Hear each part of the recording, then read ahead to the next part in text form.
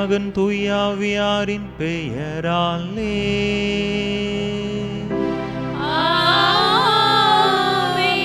நம் ஆண்டவராகிய இயேசு கிறிஸ்துவின் அருளும் கடவுளின் அன்பும் தூய ஆவியாரின் நட்புறவும் உங்கள் அனைவரோடும் இருப்பதாக.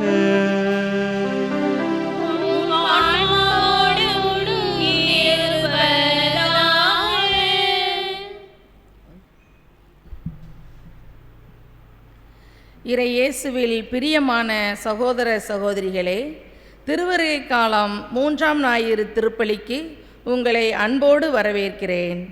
ஆண்டவரின் வருகையை எதிர்நோக்கி காத்திருக்கும் நாம் நமது வழியை செம்மையாக்கிட வேண்டும். ஆண்டவர் நம்மிடம் எதிர்பார்ப்பது அவர் மீதான நம்பிக்கை. நம் அனைவர் வாழ்விலும் அமைதி, பிறருக்கு உதவும் பண்பு, பிறரை குறை கூறா மனம் என நம்முடைய நற்பண்புகளை எதிர்பார்க்கிறார். இவை அனைத்தும் நமது நிலைவாழ்வுக்கு உதவக்கூடிய காரணிகள். நாம் எவ்வளவு சிறியோராயினும் நம்மை எந்த பாகுபாடுமின்றி வழிநடத்த வல்லவர் நம் ஆண்டவர். அவர் மீது நம்பிக்கை கொண்டு தேவையற்ற எண்ணங்கள், சிந்தனைகளை அழித்தொழித்து ஆண்டவருக்கு உகந்த பிள்ளையாய் நாம் மாற, மகிழ்ச்சியாய் வாழ வரம் வேண்டி இத்திருப்பலியில் இணைவோம். இறை ஆசீர் பெறுவோம்.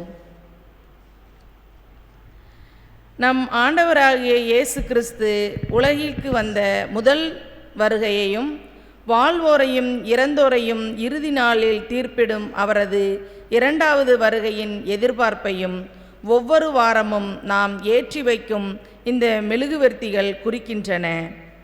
உலகின் ஒளியான இயேசு கிறிஸ்து உலகிற்கு வந்து இருளை வென்றார் என்பதையும், அதனால் ஒளி அதிகரித்து இருள் குறைகிறது என்பதையும் இன்று நாம் ஏற்றுகின்ற 3வது மெழுகுவர்த்தி நினைவுபடுத்துகிறது. இதுதான் மகிழ்ச்சியின் மெழுகுவர்த்தி. இது மீட்பரின் முன்னோடியான புனித திருமுழுக்கு யோவானை குறிக்கின்றது. பாலை நிலத்தில் குரல் ஒன்று ஒலிக்கிறது, ஆண்டவருக்காக வழியை ஆயத்தமாக்குங்கள், அவருக்கான பாதையை செம்மையாக்குங்கள், பள்ளத்தாக்குகள் எல்லாம் நிரம்பட்டும். நாம் மீட்பின் காலத்தை நெருங்கிவிட்டோம். திருமகன் கிறிஸ்துவை அறச்செயல்கள் நிறைந்த வாழ்வினால் சந்திக்க ஆவலுடன் காத்திருக்கின்றோமா? அவர் வரும்போதும் அவரது வலப்பக்கம் நிற்கவும் விண்ணரசை அடையவும் ஏற்புடையவர்களாவோம் என்ற சிந்தனையோடு இத்திரியை ஏற்ற பங்கு தந்தை அவர்களை அன்போடு அழைக்கின்றோம்.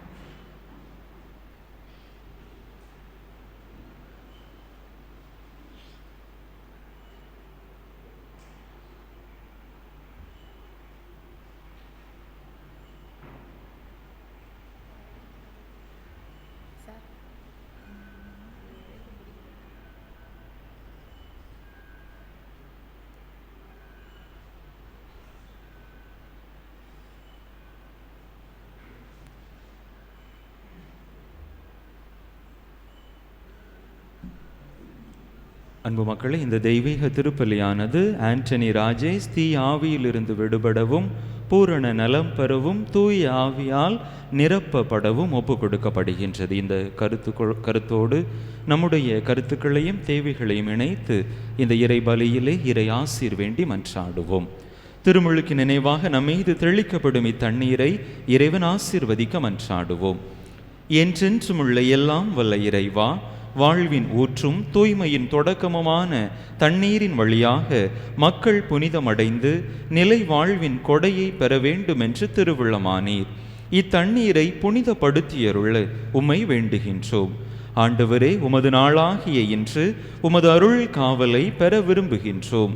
வாழ்வழிக்கும் உமது அருளின் ஊற்றினை எம்மில் புதுப்பித்தருளும். இத்தண்ணீரினால் எங்கள் உள்ளத்தையும் உடலையும் தீமை அனைத்திலிருந்தும் காத்தருள்வீராக. இவ்வாறு நாங்கள் தூய இதயத்துடன் உம்மை அணுகி வரவும் உமது மீட்பை பெற்று கொள்ளவும் தகுதி பெறுவோமாக. எங்கள் ஆண்டவராகிய கிறிஸ்து வழியாக உம்மை மன்றாடுகிறோம். எல்லாம் வல்ல இறைவா, தண்ணீர் வளம் பெற அதில் உப்பிட வேண்டும் என்று இறைவாக்கினர் எலிசா வழியாக கற்பித்தீர். உமது படைப்பு பொருளாகிய இந்த உப்பை பரிவிரக்கத்துடன் புனிதப்படுத்தியருள உமை தாழ்மையுடன் வேண்டுகின்றோம். ஆண்டவரே, உப்பு கலந்த தண்ணீர் தெளிக்கப்படும் இடமெல்லாம் தீயோனின் தாக்குதல் அனைத்தும் தோல்வியுறச் செய்வீராக.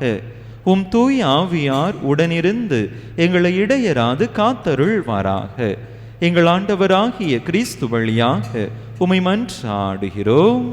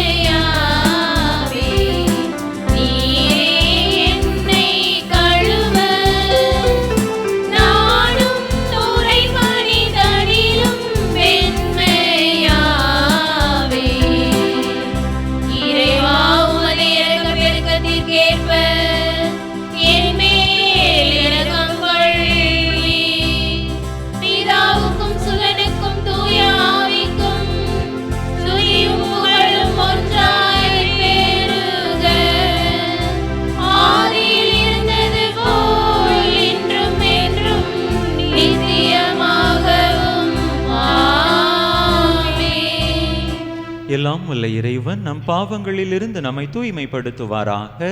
இந்த நற்கருணை கொண்டாட்டத்தின் வழியாக அவர் தம்முடைய ஆட்சியின் விருந்தில் பங்கு கொள்ள நம்மை தகுதி பெறச் செய்வாராக. மன்றாடுவோமாக.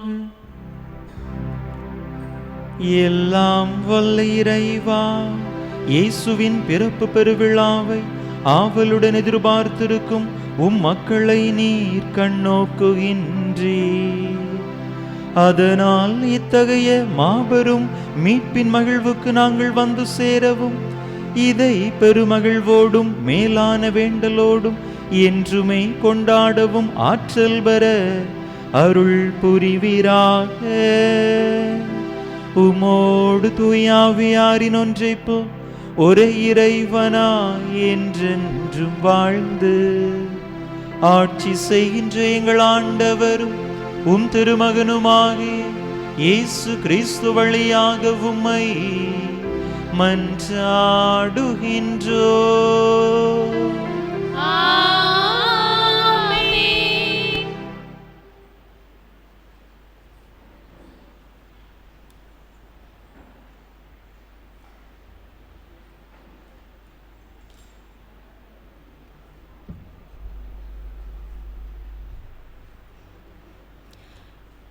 இறைவாக்கினர் எசாயா நூலிலிருந்து வாசகம்.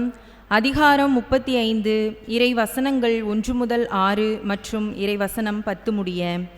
அந்நாட்களில் பாலை நிலமும் பால்வெளியும் அகமகிழும், பொட்டல் நிலம் அக்களிப்படைந்து லீலி போல் பூத்து குலுங்கும். அது வளமாய் பூத்து குலுங்கி மகிழ்ந்து பாடி களிப்படையும். லெபனோனின் எழில் அதற்கு அளிக்கப்படும். கர்மேல் சாரோனின் மேன்மை அதில் ஒளிரும். ஆண்டவரின் மாட்சியையும் நம் கடவுளின் பெருமையையும் அவர்கள் காண்பார்கள். தளர்ந்து போன கைகளை திடப்படுத்துங்கள், தள்ளாடும் முழங்கால்களை உறுதிப்படுத்துங்கள். உள்ளத்தில் உறுதியற்றவர்களை நோக்கி திடன் கொள்ளுங்கள், அஞ்சாதிருங்கள். இதோ உங்கள் கடவுள் பழி தீர்க்க வருவார். அநீதிக்கு பழிவாங்கும் கடவுளாக வந்து உங்களை விடுவிப்பார். அப்போது பார்வையற்றோரின் கண்கள் பார்க்கும், காது கேளாதோரின் செவிகள் கேட்கும். அப்பொழுது கால் ஊனமுற்றோர் மான் போல் துள்ளி குதிப்பர், வாய் பேசாதோர் மகிழ்ந்து பாடுவர். ஆண்டவரால் விடுவிக்கப்பட்டோர் திரும்பி வருவர், மகிழ்ந்து பாடிக்கொண்டே சீயோனுக்கு வருவர். அவர்கள் முகம் என்றும் உள்ள மகிழ்ச்சியால் மலர்ந்திருக்கும். அவர்கள் மகிழ்ச்சியும் பூரிப்பும் அடைவார்கள், துன்பமும் துயரமும் பறந்தோடும். இது ஆண்டவர் வழங்கும் அருள்வாக்கு.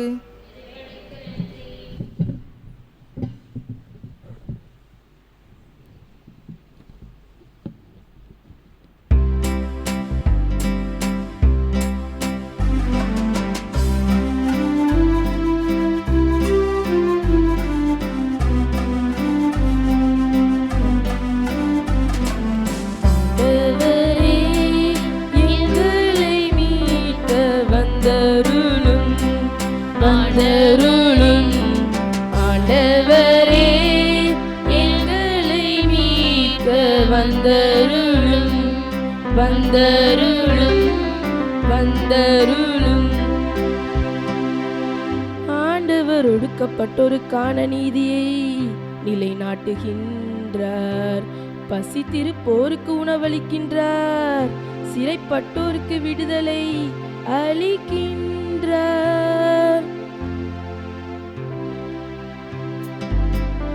ஆண்டவரே எங்களை மீட்க வந்தருளும் வந்தருளும். ஆண்டவரே எங்களை மீட்க வந்தருளும் வந்தருளும் வந்தருளும். ஆண்டவர் பார்வையற்றோரின் கண்களை திறக்கின்றார். தாழ்த்தப்பட்டோரை உயர்த்துகின்றார். நீதிமான்களிடம் அன்பு கொண்டுள்ளார். ஆண்டவரே எங்களை மீட்க வந்தருளும் வந்தருளும். ஆண்டவரே எங்களை மீட்க வந்தருளும் வந்தருளும் வந்தருளும். ஆண்டவர் அயல் நாட்டிரை பாதுகாக்கின்றார். அனாதை பிள்ளைகளையும் கைம்பெண்களையும் ஆதரிக்கின்றார். ஆனால் பொல்லாரின் வழிமுறைகளை கவிழ்த்து விடுகின்றார். சீயோனே, உன் கடவுள் என்றென்றும் எல்லா தலைமுறைகளுக்கும் ஆட்சி செய்வார். அல்லேலூயா. ஆண்டவரே எங்களை மீட்க வந்தருளும் வந்தருளும். ஆண்டவரே எங்களை மீட்க வந்தருளும் வந்தருளும் வந்தருளும்.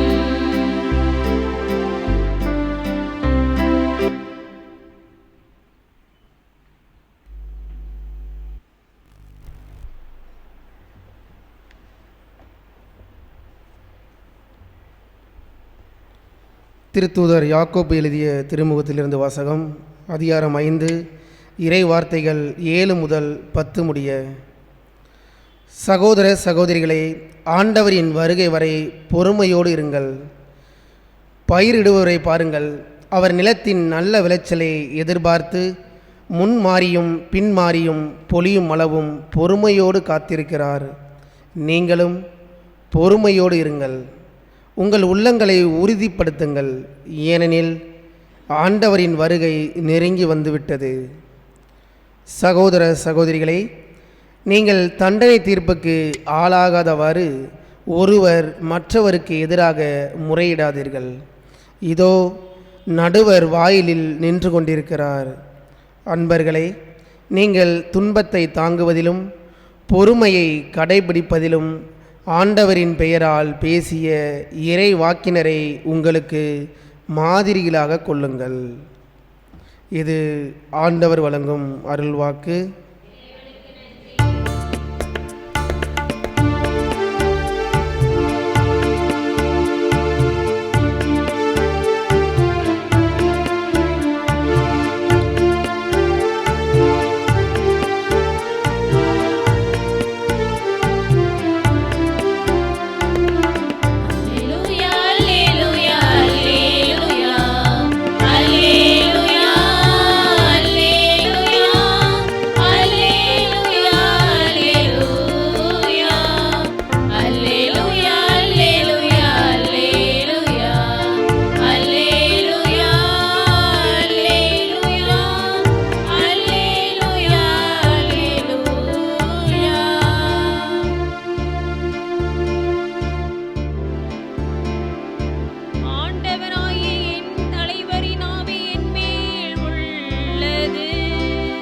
ஒடுக்கப்பட்டோர்க்கு நற்செய்தி அறிவிக்க என்னை அனுப்பியுள்ளார். அல்லேலூயா அல்லேலூயா அல்லேலூயா அல்லேலூயா அல்லேலூயா அல்லேலூயா அல்லேலூயா அல்லேலூயா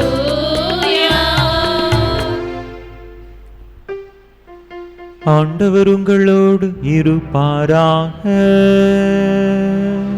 உம் ஆன்மாவோடும் இருப்பாராக.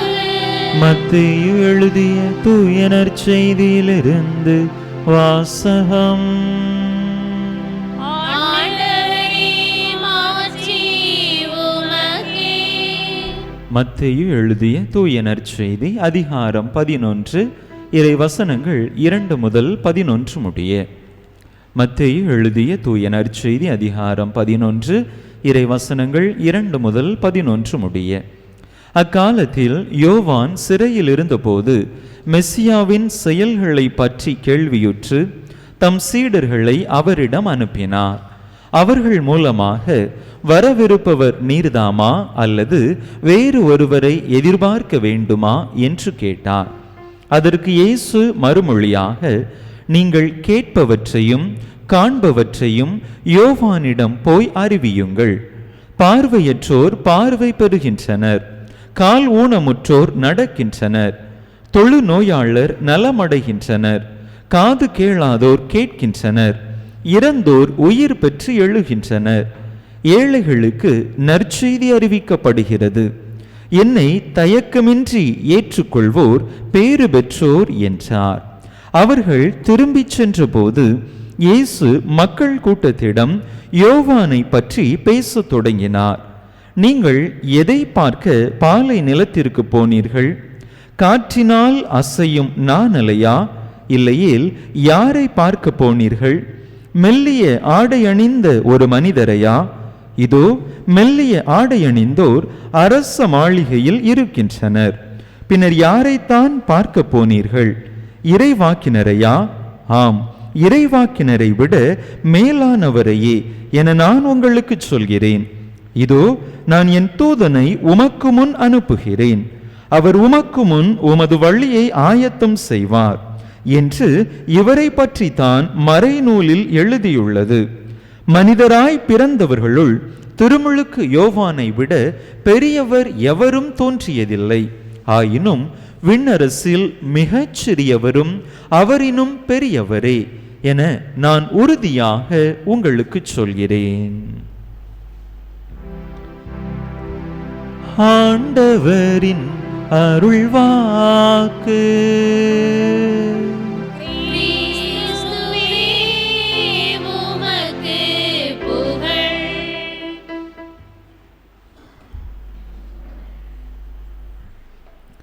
இயேசுவில் அன்பார்ந்த சகோதர சகோதரிகளே, திருவருகை காலத்தின் 3ஆம் ஞாயிறு திருப்பலியை சிறப்பித்துக் கொண்டிருக்கின்றோம். திருவருகை காலத்தின் 3ஆம் ஞாயிறு மகிழ்ச்சியின் ஞாயிறு என்று அழைக்கப்படுகின்றது.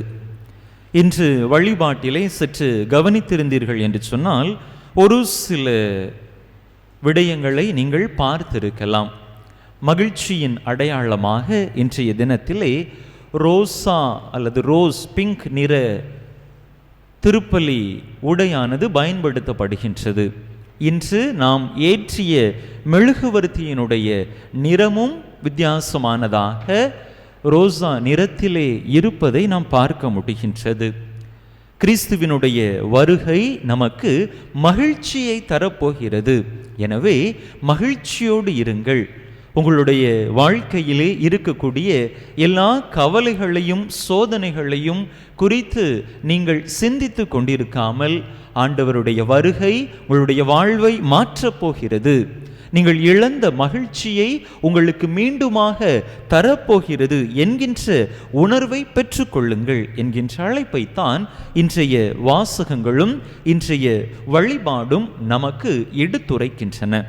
அன்பு மக்களே, நம்முடைய மனித வாழ்க்கையை எடுத்து கொண்டோம் என்று சொன்னால் இது மகிழ்ச்சிக்கான ஒரு தேடலாக இருக்கின்றது. நாம் செய்யக்கூடிய எல்லா செயல்பாடுகளின் முடிவும் அல்லது அதனுடைய பின் விளைவும் இந்த மகிழ்ச்சியை நோக்கிய வண்ணமாக இருப்பதை பார்க்கிறோம். நாம் உண்கிறோம், பயணம் செய்கிறோம், பிறரோடு பேசுகிறோம், இன்னும் பல செயல்பாடுகளில் ஈடுபடுகிறோம், வேலைக்கு செல்கிறோம், பாடுகிறோம், எழுதுகிறோம், இவை அனைத்தையுமே நாம் பார்க்கிற பொழுது அவற்றின் முடிவாக இருப்பது மகிழ்ச்சி. இன்னைக்கு வேலைக்கு போகிறோம் அப்படின்னு சொன்னால் அதனுடைய எதிர்பார்ப்பு என்ன, முடிவு என்ன? குடும்பம் நல்லா இருக்கணும், பிள்ளைங்க நல்லா இருக்கணும், நான் நல்லா இருக்கணும், எல்லாரும் மகிழ்ச்சியாக இருக்க வேண்டும் என்பதுதான் அதனுடைய இலக்காக இருக்கின்றது. ஆக இந்த மகிழ்ச்சியை தேடித்தான் இந்த உலகம் ஓடிக்கொண்டிருக்கிறது. ஒருவருக்கு மகிழ்ச்சியாக இருப்பது இன்னொருவருக்கு மகிழ்ச்சியாக இருப்பதில்லை. அது ஒரு தனிநபர் சார்ந்த உணர்வாக இருக்கின்றது. ஒருவருக்கு அமைதியாக இருப்பதுதான் மகிழ்ச்சி, இன்னொருவருக்கு பேசிக்கொண்டு அரட்டை அடித்து கொண்டு இருப்பதுதான் மகிழ்ச்சி. ஒருவருக்கு நன்றாக வயிறு நிறைய உணவு உண்பதுதான் மகிழ்ச்சி, இன்னொருவருக்கு தொலைதூர இடங்களுக்கு பயணம் செய்வதுதான் மகிழ்ச்சி. இப்படி மகிழ்ச்சிக்கு ஒவ்வொருவருக்கும் ஒவ்வொரு காரணம் இருக்கின்றது.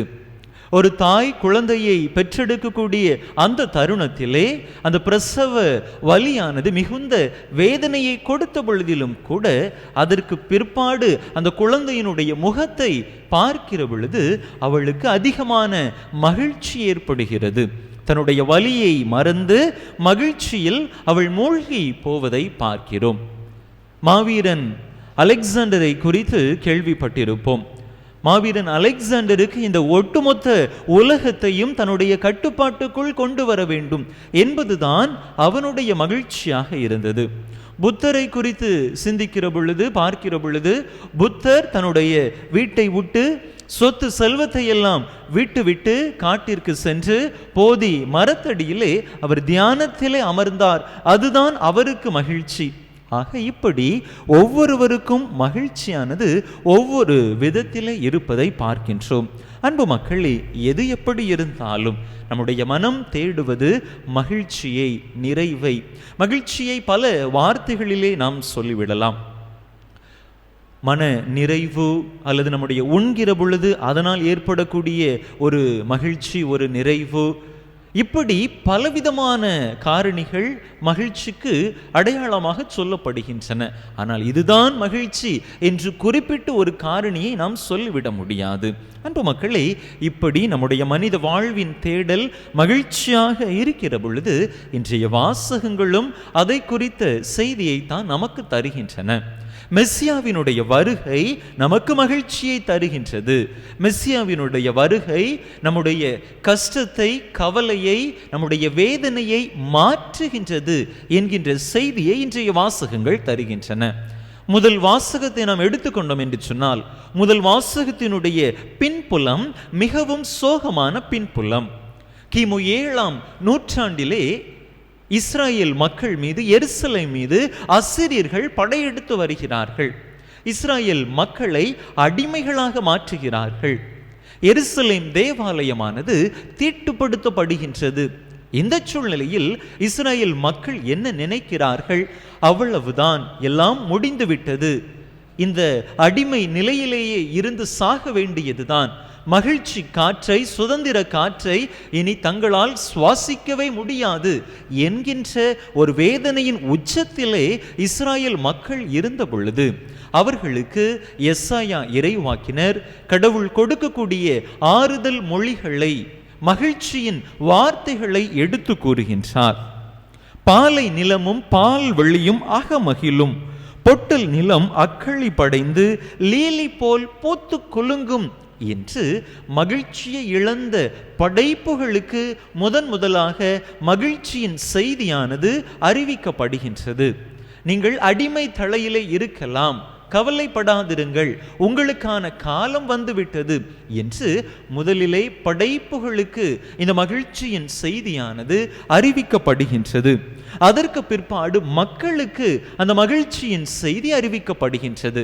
மக்களே, நம்பிக்கையோடு இருங்கள், அஞ்சாதீர்கள், உங்களுடைய அடிமைத்தன நாட்கள் முடிவுக்கு வந்துவிட்டன, நீங்கள் மகிழ்ச்சியின் நாட்களுக்குள்ளாக அடியெடுத்து வைக்கப் போகிறீர்கள், உங்களுடைய அனைத்து கவலைகளும் கஷ்டங்களும் மறைந்து நீங்கள் மகிழ்ச்சியை உங்களுடைய வாழ்க்கையிலே அனுபவிக்கப் போகிறீர்கள். எனவே நம்பிக்கையோடு இருங்கள் என்கின்ற நம்பிக்கை வார்த்தைகளை அங்கே எசாயா இறைவாக்கினர் முன் உரைப்பதை பார்க்கிறோம். அந்த நேரத்திலே தங்களுடைய கவலையினால், தங்களுடைய வருத்தத்தினால், தங்களுடைய சோக நிலையினால் மக்கள் பலவித நோய்களுக்கு, உடல் உபாதைகளுக்கு உட்பட்டிருந்தார்கள். கடவுளுடைய மெஸ்ஸியாவினுடைய வருகை அவை அனைத்தையும் உங்களுக்கு மாற்றி தரும். எனவே நீங்கள் மகிழ்ச்சியை அனுபவிக்க தயாராகுங்கள் என்கின்ற அந்த அழைப்பு முதல் வாசகத்தின் மூலமாக கொடுக்கப்படுகின்றது. இரண்டாவது வாசகத்தை எடுத்துக்கொண்டோம் என்று சொன்னால், திருத்தூதர் யாக்கோபு அவர் அந்த மடலை எழுதிய காலகட்டம் ஆண்டவருடைய இரண்டாம் வருகையை குறித்த பேச்சு அதிகமாக இருந்த காலகட்டம். ஆண்டவர் விரைவாக வரப்போகிறார் என்கின்ற செய்தி மக்கள் மத்தியிலே அதிகமாக நடமாடி வந்தது. இதனால் என்ன செய்கிறார்கள்? மக்கள் அவசரமாக பல காரியங்களில் ஈடுபட ஆரம்பிக்கிறார்கள். தங்களுடைய வாழ்க்கையிலே பொறுமை இல்லாமல் செயல்பட ஆரம்பிக்கிறார்கள். ஒருவித பதற்றம் மக்களை பற்றி கொள்கிறது. தாங்கள் என்ன செய்கிறோம், ஏது செய்கிறோம் என்கின்ற ஒரு தெளிவு இல்லாமல், ஒரு வாழ்வியல் முதிர்ச்சி இல்லாமல் அவர்களுடைய வாழ்க்கையை அவர்கள் வாழ தொடங்குகிறார்கள். மற்றவர்களோடு இருக்கக்கூடிய அந்த உறவு நிலையிலும் ஒரு விதமான சலசலப்பு, ஒரு விதமான முணுமுணுப்பு, ஒருவரை ஒருவர் சரியாக புரிந்து கொள்ளாமல் அவசர மனநிலையோடு ஒருவருக்கு ஒருவர் எதிராக பேசி வார்த்தைகளை உதிர்த்து மக்கள் ஒரு அர்த்தமற்ற வாழ்க்கையை வாழ்ந்து கொண்டிருந்தார்கள். இந்த சூழ்நிலையில் திருத்தூதர் யாக்கோபு மக்களே பொறுமையோடு இருங்கள், எவ்வாறு பயிரிடுபவர் பொறுமையாக இருக்கிறாரோ அதே போல நீங்களும் பொறுமையோடு இருங்கள் என்று அருமையாக ஒரு செய்தியை எடுத்து கூறுகின்றார். நீங்கள் பதற்றப்பட்டு அவசரப்பட்டு எதுவும் ஆகிவிடப் போவதில்லை. ஆண்டவருடைய வருகை வரப்போகின்றது. எனவே அதுவரைக்கு நீங்கள் பதற்றப்படாமல் பொறுமையாக இருங்கள். உங்களுடைய வாழ்வின் வேதனைகள், கஷ்டங்கள் மாறப்போகின்றன. நீங்கள் மகிழ்ச்சியை அனுபவிக்கப் போகிறீர்கள். ஆண்டவருடைய மகிழ்ச்சி, ஆண்டவரின் வருகை உங்களுடைய துன்பத்தை அகற்றி மகிழ்ச்சியை உங்களுடைய வாழ்க்கையிலே பிறப்பெடுக்க செய்ய போகிறது. எனவே உங்களுடைய வார்த்தைகளின் மட்டில் நீங்கள் கவனமாக பொறுமையாக இருங்கள். மகிழ்ச்சியை அப்பொழுதுதான் உங்களால் பரிசாக பெற்றுக்கொள்ள முடியும் என்கின்ற அருமையானதொரு செய்தியை திருத்தூதர் யாக்கோபு இரண்டாவது வாசகத்திலே எடுத்து கூறுகின்றார். நற்செய்தியிலே பார்க்கிற பொழுது அங்கே திருமுழுக்கு யோவான் தன்னுடைய சீடர்களை இயேசுவிடத்திலே அனுப்புகின்றார். திருமுழுக்கு யோவான் சிறையிலே இருக்கின்றார். அப்பொழுது அவருடைய மனதிலே ஒரு நெருடல், ஒரு சந்தேகம். இயேசுவை பார்க்கிறார், இயேசுவினுடைய செயல்பாடுகளை கண்காணிக்கிறார். ஆனால் அவருடைய உள்ளத்தில் இருந்த மெஸ்ஸியாவினுடைய அந்த ஒரு நிலைப்பாட்டிற்கும் இயேசுவினுடைய செயல்பாட்டிற்கும் எந்தவித சம்பந்தமும் இல்லையே என்று அவருக்குள்ளே ஒரு சந்தேகம் வந்துவிட்டது. அவர் என்ன நினைத்தார்? மெஸ்ஸியா என்பவர் ஆட்சி அதிகாரத்தோடு ஒரு பெரிய நிலையிலே அமர்ந்து கொண்டு மக்களை ஆட்சி செய்வார், மக்களை வழி நடத்துவார் என்கின்ற ஒரு எண்ணத்தை, மற்ற மக்கள் கொண்டிருந்த எண்ணத்தை அவரும் கொண்டிருக்கிறார். இந்த சூழ்நிலையில் இயேசுவினுடைய செயல்பாடுகள் அதற்கு முற்றிலும் மாறாக இருக்கின்ற பொழுது தன்னுடைய சீடர்களை அனுப்பி, நீர்தான் மெஸ்ஸியாவா அல்லது வேறொருவரை எதிர்பார்க்க வேண்டுமா என்று அவர் கூறுகின்றார். அப்பொழுது அங்கே ஆண்டவர் அந்த சீடர்களுக்கு சொல்லி அனுப்பிய பதில், மக்களுடைய வாழ்க்கையை பாருங்கள். பேச்சற்றோர் பேசுகின்றனர், கால் ஊனமுற்றோர் நடக்கின்றனர், காது கேளாதோர் கேட்கின்றனர், பார்வையற்றோர் பார்வை பெறுகின்றனர், இறந்தோர் உயிர் பெற்று எழுகின்றனர். மக்கள் தங்களுடைய சோதனைகளிலிருந்து, கஷ்டங்களிலிருந்து, வேதனைகளிலிருந்து மகிழ்ச்சியை உணர ஆரம்பிக்கிறார்கள். இதுதான் மெஸ்ஸியாவினுடைய வருகைக்கான அடையாளம். மெஸ்ஸியாவினுடைய வருகையின் பொழுது அங்கே மக்கள் மகிழ்ச்சியோடு இருப்பார்கள். அவர்களுடைய துன்பங்களிலிருந்து, துயரங்களிலிருந்து அவர்கள் விடுபட்டு ஒரு புதிய வாழ்வை, மன நிறைவான மகிழ்ச்சியான வாழ்வை பெற்றுக்கொள்வார்கள். இப்பொழுதே மக்கள் அதனை பெற்றுக்கொள்ள ஆரம்பித்து விட்டார்கள். இதிலிருந்து உங்களால் புரிந்து கொள்ள முடியவில்லையா? மெஸ்ஸியா வந்துவிட்டார், என்று ஆண்டவர் தன்னுடைய செயல்பாடுகளை அங்கே மக்களுக்கு, திருமுழுக்கு யோவானுக்கு, அவருடைய சீடர்களுக்கு எடுத்துரைப்பதை பார்க்கிறோம். ஆண்டவர் இருக்கிற இடத்தில் அங்கே மகிழ்ச்சி இருக்கும். அன்பு மக்களே, நாம் ஆண்டவருடைய வருகைக்காக, ஆண்டவருடைய பிறப்பிற்காக காத்து கொண்டிருக்கிறோம். அவருடைய வருகை, பிறப்பு நம்முடைய வாழ்வை மகிழ்ச்சியால் நிரப்ப போகின்றது. ஒருவேளை நாம் இப்பொழுது வாழ்ந்து கொண்டிருக்கக்கூடிய இந்த வாழ்க்கையிலே, நம்முடைய நிகழ்காலத்திலே பலவித துன்பங்கள் இருக்கலாம், பலவித வேதனைகள் இருக்கலாம், நெருக்கடிகள் இருக்கலாம், சண்டை சச்சரவுகள், மனக்குழப்பங்கள், சந்தேகங்கள் இருக்கலாம். இவை அனைத்திற்கும் ஆண்டவர் முடிவு கட்டப் போகிறார். நாம் இழந்த மகிழ்ச்சியை மீண்டும் நம்முடைய வாழ்க்கையிலே நாம் பெற்றுக்கொள்ள அவர் அருள் தரப்போகிறார். அந்த ஒரு நம்பிக்கையை நாம் பெற்றுக்கொள்ள அழைக்கப்படுகின்றோம். பல நேரங்களில் நம்முடைய வாழ்க்கையிலே பொறுமை என்பது இல்லை. 2வது வாசகத்திலே யாக்கோபு திருத்தூதர் நம்மை பொறுமையோடு இருக்க அழைக்கின்றார். துன்பங்களை கண்டு, வேதனைகளை கண்டு, சோதனைகளை கண்டு நாம் பொறுமை இழந்து விடுகின்றோம். என்னுடைய வேண்டலை ஆண்டவர் ஏறெடுக்கவில்லை, என்னுடைய விண்ணப்ப கூக்குரலுக்கு செவி கொடுக்கவில்லை என்று நினைத்து ஆண்டவரிடமிருந்து நாம் விலகிச் செல்ல ஆரம்பிக்கிறோம்.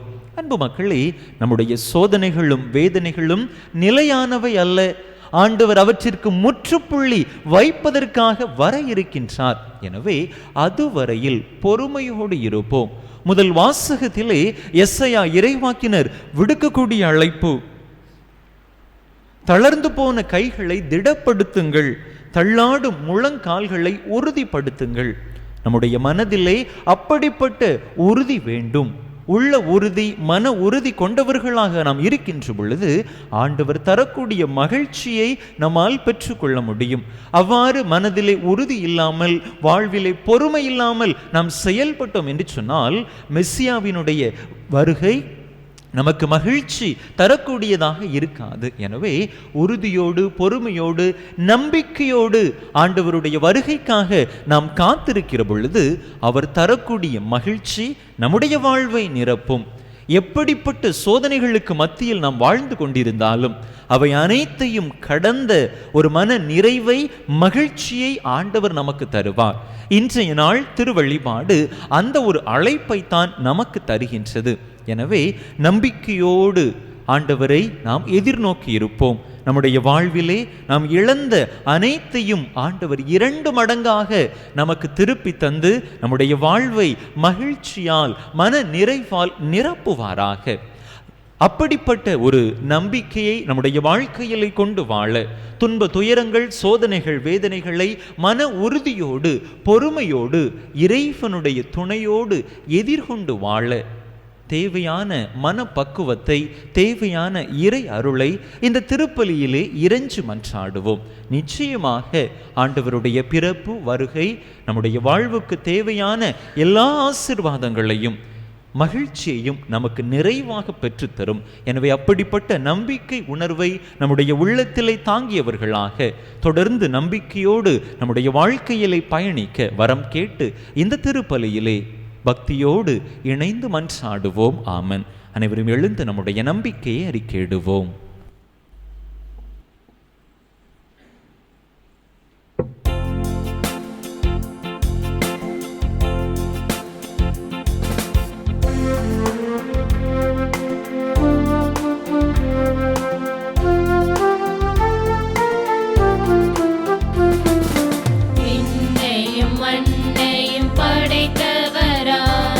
கடவுள் ஒருவர் இருக்கின்றார்.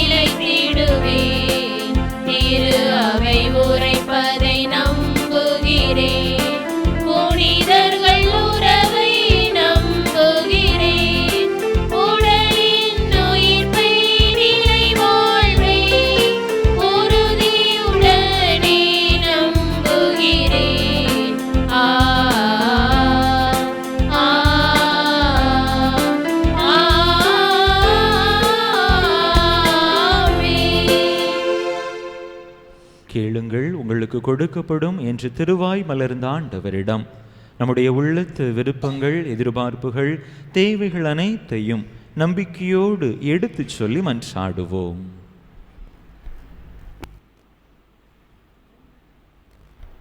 அன்பு தந்தையே இறைவா, திரு அவையை வழிநடத்தும் திருத்தந்தை, ஆயர்கள், குருக்கள், கன்னியர்கள், துறவரத்தார் இவர்கள் அனைவரும் நல்ல உடலுள்ள ஆன்ம நலம் பெற வேண்டி இறை மக்களை இறைவழியில் நடத்தி செல்லவும் தேவையான அருளை, ஆற்றலை தந்தருள வேண்டி இறைவா உம்மை மன்றாடுகிறோம்.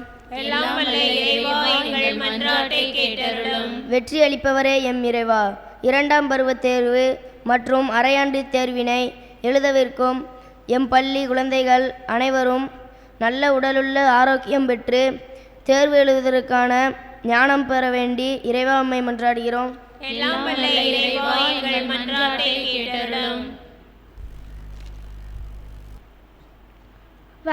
வழிகாட்டுபவரே எம் இறைவா, உறவினர்கள் மற்றும் எங்களின் நண்பர்களின் செயல்பாடுகளின் மீது நாங்கள் வைக்கக்கூடிய விமர்சனங்கள் அவர்களது வாழ்வின் வீழ்ச்சிக்காக அல்லாமல் அவர்களின் வளர்ச்சிக்காக அமைய அருள் வேண்டி இறைவா உம்மை மன்றாடுகிறோம். எல்லாம் வல்ல இறைவா, எங்கள் மன்றாட்டை கேட்டருளும். ஆறுதல் அளிப்பவரே எம் இறைவா, ஆதரவற்ற குழந்தைகளுக்காகவும் உடல் ஊனமற்றவர்களுக்காகவும் அவர்கள் தங்கள் வாழ்வில் அனுபவித்த கஷ்டங்கள் நீங்கி ஆறுதல் பெற்று மகிழ்ச்சியாய் வாழ வரம் வேண்டி இறைவா உம்மை மன்றாடுகிறோம். எல்லாம் வல்ல இறைவா, எங்கள் மன்றாட்டை கேட்டருளும். நம்முடைய தனிப்பட்ட தேவைகளுக்காக சில மணித்துளிகள் அமைதியாக இறைவனிடம் மன்றாடுவோம்.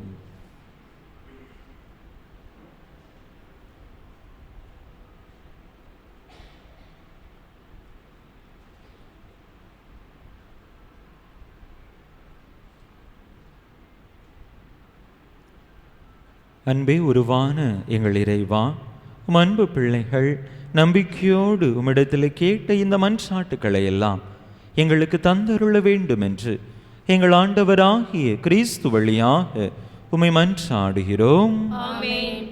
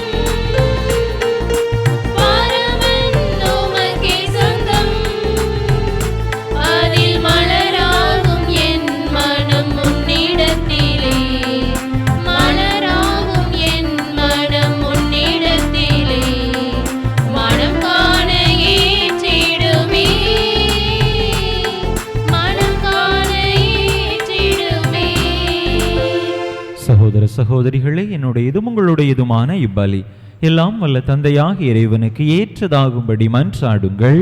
ஆண்டவர் தமது திருப்பெயரின் புகழ்ச்சிக்காகவும் ஆட்சிக்காகவும் நமது நன்மைக்காகவும் புனித திரு அவை அனைத்து நலன்களுக்காகவும் உமது கையிலிருந்து இப்பலியை ஏற்றுக்கொள்வாராக. ஆண்டவரே, எங்கள் இறைப்பற்றின் பலி பொருளை இடைவிடாது உமக்கு பலியாக ஒப்பு கொடுக்கின்றோ.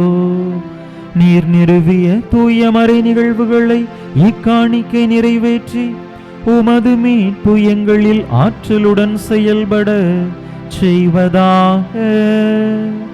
எங்கள் ஆண்டவராகிய கிறிஸ்து வழியாக உம்மை மன்றாடுகின்றோ.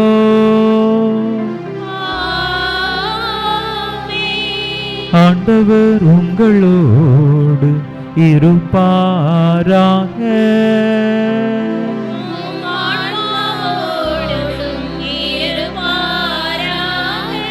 இதயங்களை மேலே எழுப்புங்கள்.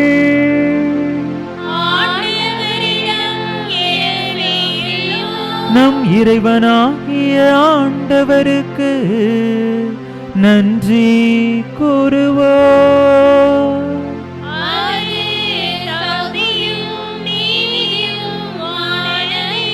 ஆண்டவரே, தூயவரான தந்தையே, என்றுமுள்ள எல்லாம் வல்ல இறைவா, எங்கள் ஆண்டவராகிய கிறிஸ்து வழியாய் என்னாலும் எவ்விடத்திலும் நாங்கள் உமக்கு நன்றி செலுத்துவோம். மெய்யாகவே தகுதியும் நீதியுமாகும். எங்கள் கடமையும் மீட்புக்குரிய செயலுமாகும். கிறிஸ்து தம்மையை தாழ்த்தி உடலெடுத்து முதன்முறை வந்தபோது தொடக்கத்திலிருந்தே நீர் வகுத்த திட்டத்தை நிறைவேற்றி முடிவில்லா மீட்பின் வழியை மீண்டும் எங்களுக்கு திறந்து வைத்தார். எனவே அவர் மறுமுறை தம் மாண்புக்குரிய மாட்சியுடன் வரும் பொழுது இறுதியில் வெளிப்படும் நீர் வாக்களித்த மீட்பை உமது கொடை என பெற்றுக்கொள்வோம். அதையே நாங்கள் இப்பொழுது விழிப்பாயிருந்து துணிவுடன் எதிர்பார்க்கின்றோம். ஆகவே வானதூதர் முதன்மை வானதூதரோடும் அரியணையில் அமர்வோர் தலைமை தாங்குவோரோடும் வான்படைகளின் அணிகள் அனைத்தோடும் சேர்ந்து நாங்கள் உமது மாட்சியை புகழ்ந்து முடிவின்றி ஆர்ப்பரித்து பாடுவதாவது: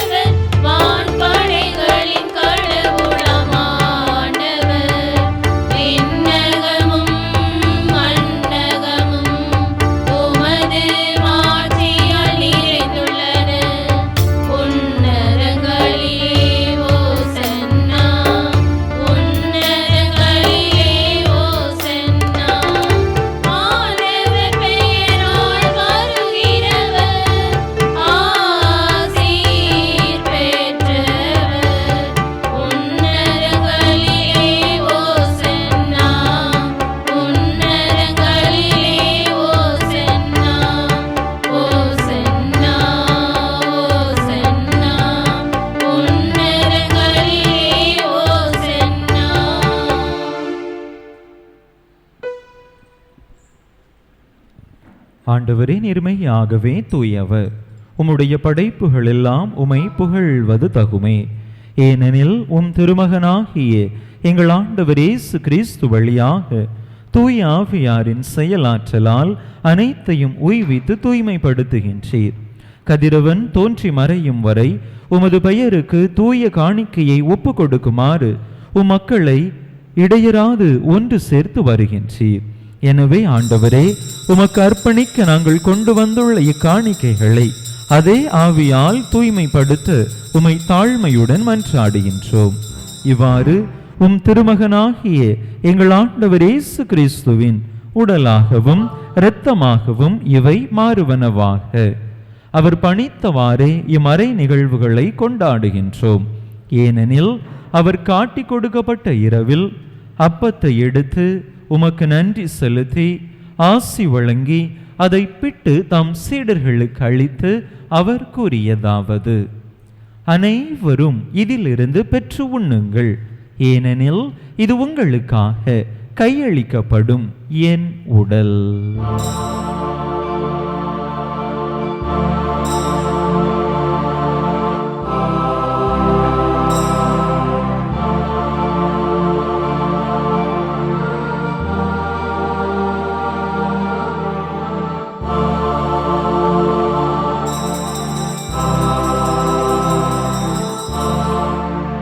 அவ்வண்ணமே இரவு விருந்தை அருந்திய பின் கிண்ணத்தையும் எடுத்து உமக்கு நன்றி செலுத்தி ஆசி வழங்கி அதை தம் சீடர்களுக்கு அளித்து அவர் கூறியதாவது: அனைவரும் இதிலிருந்து பெற்று பருகுங்கள், ஏனெனில் இது புதிய நிலையான உடன்படிக்கைக்குரிய என் இரத்தத்தின் கிண்ணம்.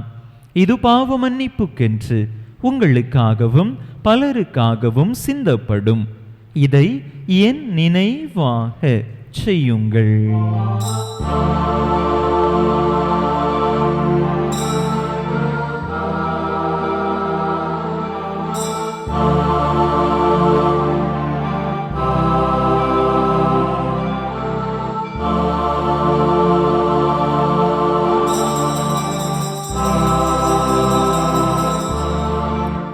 நம்பிக்கையின் மறைபொருள். ஆண்டவரே, நீர் வருமளவும் உமது இறப்பினை அறிக்கையிடுகின்றோம்,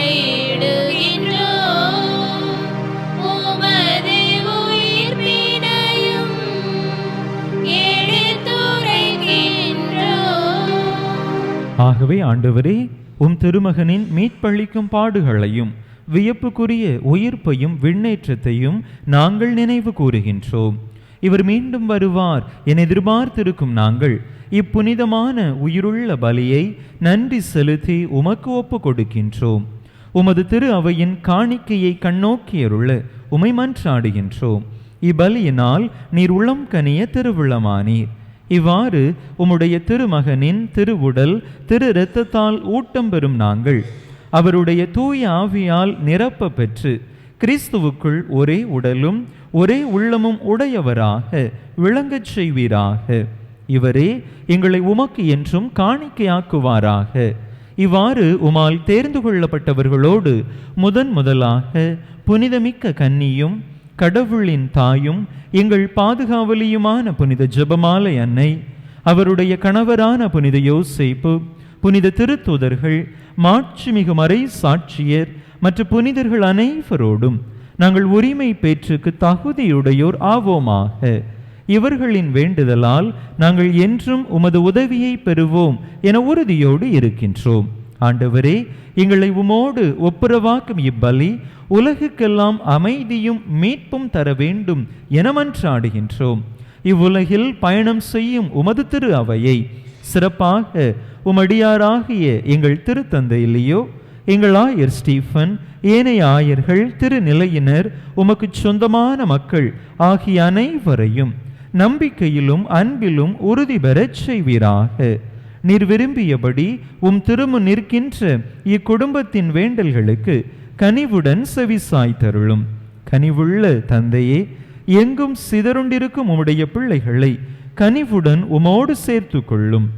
இறந்து போன எங்கள் சகோதர சகோதரிகளையும் உமக்கு உகந்தவர்களாய் வாழ்ந்து இவ்வுலகை விட்டு சென்ற அனைவரையும் உமது ஆட்சியில் கனிவுடன் ஏற்றருளும். நாங்களும் அங்கு வந்து சேர்ந்து அவர்களோடு உமது ஆட்சியால் என்றும் மன நிறைவு அடைவோம் என எங்கள் ஆண்டவராகிய கிறிஸ்து வழியாக எதிர்நோக்கி இருக்கின்றோம். இவர் வழியாகவே நீர் உலகுக்கு எல்லா நன்மைகளையும் வழங்குகின்றீர்.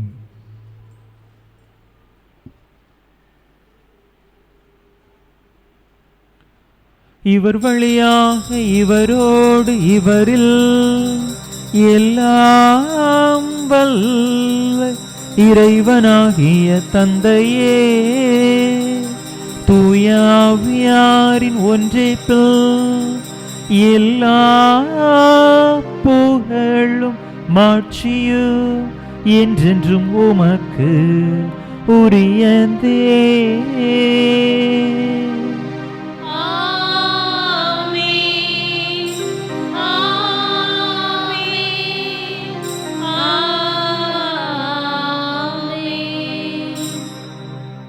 மீட்பரின் கட்டளையால் கற்பிக்கப்பட்டு இறை படிப்பினையால் பயிற்சி பெற்ற நாம் துணிந்து சொல்லுவோம். விண்ணுலகில் இருக்கிற எங்கள் தந்தையே, உமது பெயர் தூயது என போற்ற பெறுக. உமது ஆட்சி வருக. உமது திருவுளம் விண்ணுலகில் நிறைவேறுவது போல மண்ணுலகிலும் நிறைவேறுக. எங்கள் அன்றாட உணவை இன்று எங்களுக்கு தாரும். எங்களுக்கு எதிராக குற்றம் செய்வோரை நாங்கள் மன்னிப்பது போல எங்கள் குற்றங்களை மன்னியும். எங்களை சோதனைக்கு உட்படுத்தாதேயும், தீமையிலிருந்து எங்களை விடுவித்தருளும். ஆண்டவரே, தீமை அனைத்திலிருந்தும் எங்களை விடுவித்து எங்கள் வாழ்நாளில் அமைதியை கனிவுடன் அருள உமை மன்றாடுகின்றோம். உமது இரக்கத்தின் உதவியால் நாங்கள் பாவத்திலிருந்து எப்போதும் விடுதலை பெற்று யாதொரு கலக்கமுமின்றி நலமாய் இருப்போமாக. நாங்கள் எதிர்நோக்கி இருக்கும் பேரின்பத்துக்காகவும் எமீட்பராகிய இயேசு கிறிஸ்துவின் வருகைக்காகவும் காத்திருக்கின்றோம். ஏனெனில் ஆட்சியும் வல்லமையும் ஆட்சியும் என்றென்றும் உமதே. ஆண்டவரே இயேசு கிறிஸ்துவே, அமைதியை உங்களுக்கு விட்டுச் செல்கின்றேன், என் அமைதியையே உங்களுக்கு அளிக்கின்றேன் என்றும் திருத்தூதர்களுக்கு மொழிந்தீரே. எங்கள் பாவங்களை பாராமல் உமது திரு அவையின் நம்பிக்கையை கண்ணோக்கி உமது திருவுளத்துக்கு ஏற்ப அதற்கு அமைதியையும் ஒற்றுமையையும் அளித்தருள்வீராக. என்றென்றும் வாழ்ந்து ஆட்சி செய்கின்றவர் நீரே. ஆமென். ஆண்டவருடைய அமைதி உங்கள் அனைவரோடும் என்றும் இருப்பதாக. உம் ஆன்மாவோடும் இருப்பதாக. ஒருவருக்கொருவர் கிறிஸ்து வழங்கும் அமைதியை பகிர்ந்து கொள்வோம்.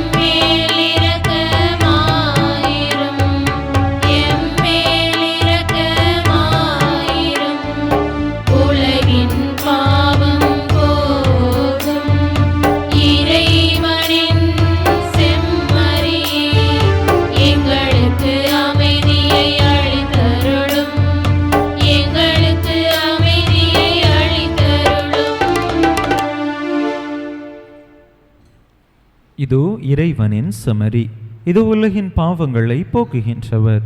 இந்த செமரியின் திருவிருந்துக்கு அழைக்க பெற்றுள்ள நாம் பேறு பெற்றோ. ஆண்டவரே, நீர் என் இல்லத்தில் எழுந்தருளி வர நான் தகுதியற்றவள்.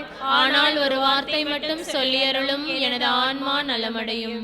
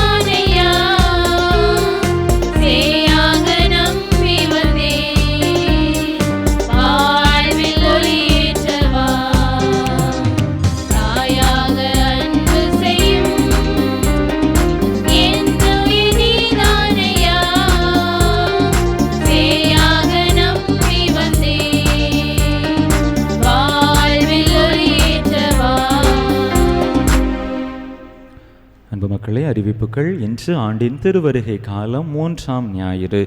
கடந்த மாதங்களில் கொடுக்கப்பட்ட வினாடி வினா தாள்களை, அதற்கான பதில்களை ஒப்படைப்பதற்கான கால அவகாசம் முடிந்துவிட்டது. இனி கொடுப்பவர்களுடைய பதில்கள் ஏற்றுக்கொள்ளப்பட மாட்டாது. டிசம்பர் 20ஆம் தேதி கடந்த மாதம் கொடுக்கப்பட்ட அந்த தொடக்க நூலுக்கான பதில்களை மட்டும் கொடுப்பதற்கான இறுதி நாளாகும். டிசம்பர் 14 இன்று நம்முடைய குறுக்குச்சாலை மறைவட்ட பாடகர் குழுக்களுக்கான பாடல் போட்டி மற்றும் பாடல் பயிற்சி கோட்டூர் பங்கு தாப்பாத்தி புனித அந்தோணியார் திருத்தலத்திலே இன்று மதியம் 3 மணிக்கு நடைபெறுகிறது.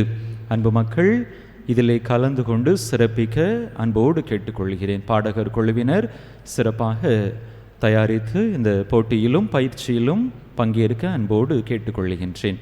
டிசம்பர் 16 வருகின்ற செவ்வாய்க்கிழமை தாப்பாத்தி புனித அந்தோணியார் திருத்தலத்திற்கு நம்முடைய பங்கிலிருந்து நாம் திரு யாத்திரையாக செல்கின்றோம். மாலை 4 மணிக்கு நம்முடைய பயணத்தை தொடங்குகின்றோம். 5 மணிக்கு திருப்பலி நடைபெறும். இன்னும் பெயர் பதிவு செய்யாதவர்கள் உங்களுடைய பெயர்களை பதிவு செய்து கொள்ளும்படியாக அன்போடு கேட்டுக்கொள்கிறேன். வருகின்ற 15ஆம் தேதியிலிருந்து வருகின்ற திங்கள் கிழமையிலிருந்து நம்முடைய பங்கில் கிறிஸ்மஸ் கேரல்ஸை நாம் ஆரம்பிக்கின்றோம். திங்கள் கிழமை நாகலாபுரம் குருவார்பட்டி, செவ்வாய்க்கிழமை புதன்கிழமை கிடையாது, வியாழக்கிழமை புதுப்பட்டி வவ்வால் தொத்தி, வெள்ளிக்கிழமை புதூர், சனிக்கிழமை சங்கரலிங்கபுரம், ஞாயிற்றுக்கிழமை துரைச்சாமிபுரம் என்கின்ற வரிசையில் கிறிஸ்மஸ் கேரல்ஸ் நடைபெறும். அன்பு மக்கள், கடந்த ஆண்டை போலவே இந்த ஆண்டும் கிறிஸ்மஸ் கேரல்ஸில் கலந்து கொண்டு சிறப்பிக்கும்படியாக அனைவரையும் அன்போடு கேட்டுக்கொள்கிறேன். கிறிஸ்மஸ் கேரல்ஸுக்கு வருகின்ற பொழுதே நீங்கள் உங்களுடைய வீடுகளில் அமைத்திருக்கக்கூடிய குடில்களை பார்த்து அதற்கான மதிப்பீடு வழங்கப்படும். இதுவரையில் இன்னும் அந்த குடில் போட்டியிலே பங்கேற்பதற்காக உங்களுடைய பெயர்களை பதிவு செய்யாதவர்கள் இன்றுக்குள்ளாக பதிவு செய்து கொள்ளும்படியாக அன்போடு கேட்டுக்கொள்கின்றேன். டிசம்பர் 26ஆம் தேதி நடுக்காட்டூர் புனித அன்னம்மாள் ஆலயத்திலே நாம் திருவிழா கொண்டாடுகின்றோம். ஆலயத்தை புதுப்பிக்கக்கூடிய செப்பனிடக்கூடிய பணியானது நடைபெற்று கொண்டிருக்கிறது. அன்பு மக்கள், உங்களால் முடிந்த நன்கொடைதனை இந்த ஆலய செப்பனிடல் பணிக்கு வழங்கிட அன்போடு கேட்டுக்கொள்கின்றேன். டிசம்பர் 28ஆம் தேதி நம்முடைய பங்கில் திருக்குடும்ப சபை தோற்றுவிக்கப்படுகின்றது. அன்று திருமணமான பெண்கள் இந்த சபையிலே புதியதாக உறுப்பினராக சேர்த்து கொள்ளப்படுவீர்கள். எனவே திருமணமான பெண்கள் உங்களுடைய பெயர்களை பதிவு செய்து கொள்ளும்படியாக அன்போடு கேட்டுக்கொள்கின்றேன். அன்பு மக்களை, ஜனவரி 3ஆம் தேதி கெபி அர்ச்சிப்பு விழாவிற்கு ஆயர் வருகை தருகிறார்கள். வேலை முடிஞ்சிருமான்னு தெரியலை.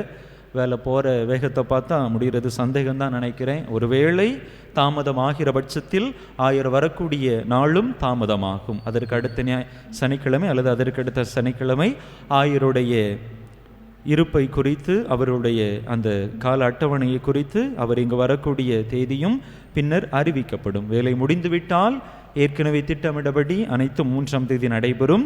தாமதமாகிற பட்சத்தில் ஆயர் வரக்கூடிய நாளும் தாமதமாகும்.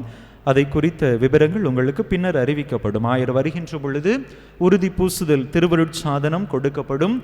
உங்களுடைய பெயர்களை அன்பு மக்கள் பதிவு செய்து கொள்ளும்படியாக அன்போடு கேட்டுக்கொள்கின்றேன். ஓராண்டில் திருவிவிலியம் என்கின்ற அந்த முயற்சியில் ஓராண்டிற்குள்ளாக திருவிவிலியத்தை வாசிக்கக்கூடிய அந்த அருமையான வாய்ப்பை அன்பு மக்கள் பயன்படுத்தி கொள்ளும்படியாக 2026ஆம் ஆண்டிலிருந்து தொடங்குகின்ற அந்த புதிய அந்த முயற்சியில் அன்பு மக்கள் உங்களை இணைத்து கொண்டு இந்த அருமையான வாய்ப்பை பயன்படுத்த அன்போடு கேட்டுக்கொள்கிறேன். புதிய இணைப்பு உங்களுக்கு வாட்ஸ்அப் குரூப்பிலே அனுப்பப்படும். ஏற்கனவே ஓராண்டில் திருவிவிலிய அந்த வாட்ஸ்அப் குரூப்பில் இருப்பவர்கள் அதே குரூப்பில் பயணம் செய்ய உங்களை கேட்டுக்கொள்கின்றேன். அன்பு மக்களே, நம்முடைய பங்கிலே திரு வழிபாட்டு குழு என்கின்ற ஒரு குழுவை ஏற்படுத்துகின்றோம். ஊருக்கு 2 பேர் என்கின்ற எண்ணத்தில் அந்த குழுவானது ஏற்படுத்தப்பட இருக்கின்றது. திருவழிபாட்டில் ஆர்வமுடையவர்கள் இந்த குழுவிலே உங்களுடைய பெயர்களை பதிவு செய்து கொள்ளும்படியாக அன்போடு கேட்டுக்கொள்கிறேன்.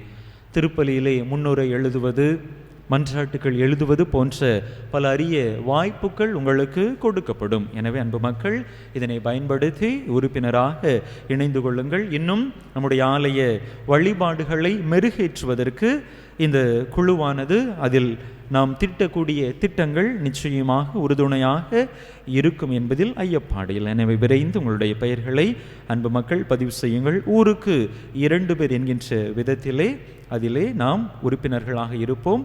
அந்த குழு ஏற்படுத்தப்பட இருக்கின்றது. அன்பு மக்களே, இந்த கிறிஸ்மஸ் கேரல்ஸ் நிகழ்ச்சியின் பொழுது உங்களுடைய வீடுகளுக்கு வருகின்ற பொழுதே குழந்தை இயேசு பாலனுடைய ஆசீர்வாதம் கொடுக்கப்பட்டு அடுத்த ஆண்டு 2026ஆம் ஆண்டிற்கான கேலண்டர் உங்களுக்கு கொடுக்கப்படும். கேலண்டர் தயாராக இருக்கின்றது. இந்த கேலண்டர் நாம் அச்சிட பல நல்ல உள்ளங்கள் தங்களுடைய உதவி கரத்தை நீட்டியிருக்கிறார்கள். குறிப்பாக சங்கரலிங்கபுரத்தை சார்ந்த 5 பேர் இந்த உதவிதனை நீட்டியிருக்கிறார்கள். செல்வி அருள் சவரியம்மாள் ஜேம்ஸ் 5000 ரூபாய் கொடுத்திருக்கிறார்கள். திருவாளர் முடியப்பராஜ், திருவாளர் ஜெகதீசன், திருவாளர் ராஜ்குமார், திருவாளர் மிக்கேல் ராஜ் 4 பேரும் இணைந்து 7000 ரூபாய் கொடுத்திருக்கிறார்கள்.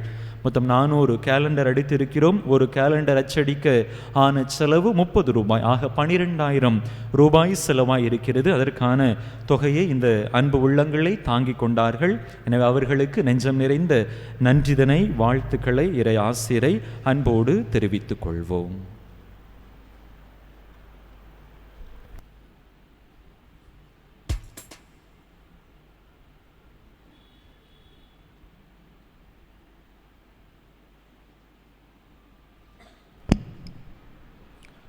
மன்றாடுவோமாக.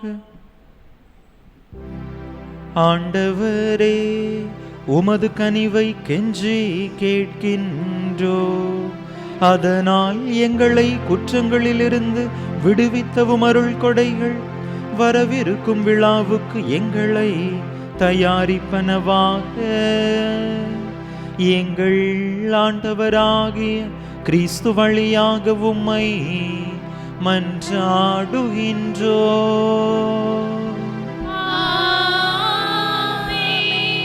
ஆண்டவர் உங்களோடு இருப்பாராக.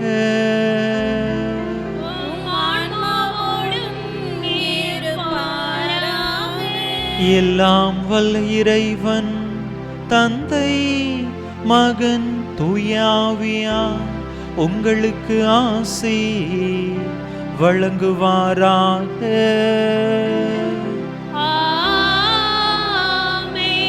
இறையாசிரை நிறைவாக பெற்றவர்களாக சென்று வாருங்கள். திருப்பலி நிறைவேறிற்று.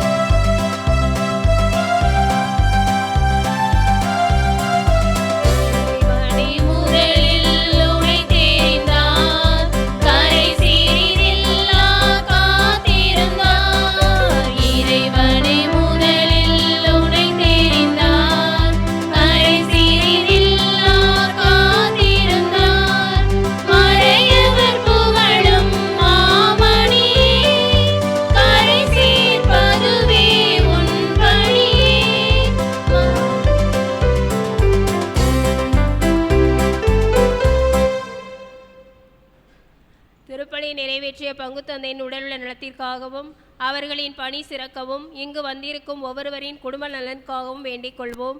விண்ணுலகில் இருக்கின்ற எங்கள் தந்தையே, உமது பெயர் தூயதென போற்ற பெறுக. உமது ஆட்சி வருக. உமது திருவுளம் விண்ணுலகில் நிறைவேறுவது போல மண்ணுலகிலும் நிறைவேறுக. எங்கள் அன்றாட உணவை இன்று எங்களுக்கு தாரும். எங்களுக்கு எதிராக குற்றம் செய்வோரை நாங்கள் மன்னிப்பது போல எங்கள் குற்றங்களை மன்னியும். எங்களை சோதனைக்கு உட்படுத்தாதேயும், தீமையிலிருந்து எங்களை விடுவித்தருளும். அருள் நிறைந்த மரியே வாழ்க, ஆண்டவர் உம்முடனே, பெண்களுக்குள் பேறு பெற்றவள் நீரே. உம்முடைய திருவயிற்றின் கனியாகிய இயேசுவும் ஆசி பெற்றவரே. புனித மரியே, இறைவனின் தாயே, பாவிகளாய் இருக்கிற எங்களுக்காக இப்பொழுதும் எங்களது இறப்பின் வேளையிலும் வேண்டிக் கொள்ளும். ஆமென். தந்தைக்கும் மகனுக்கும் தூய ஆவியாருக்கும் ஆட்சி உண்டாவதாக. தொடக்கத்தில் இருந்தது போல இப்பொழுதும் எப்பொழுதும் என்றென்றும் இருப்பதாக. ஆமென். புனித ஜெபமாலை அன்னையே, எங்களுக்காக வேண்டிக் கொள்ளும். புனித ஞான பிரகாசியாரே, எங்களுக்காக வேண்டிக் புனித கொள்ளும். அந்தோணியாரே, எங்களுக்காக வேண்டிக் புனித கொள்ளும். சூசையப்பரே, எங்களுக்காக வேண்டிக் கொள்ளும். எல்லா புனித இறை புனிதர்களே, எங்களுக்காக வேண்டிக் கொள்ளுங்கள். நிலையான புகழுக்குரிய தூய்மை மிகு நற்கருணைக்கு எல்லா காலமும் ஆராதனையும் புகழும் போற்றியும் ஆட்சிமையும் உண்டாக கடவது. தந்தை மகன் தூய ஆவியின் பெயராலே. ஆமென்.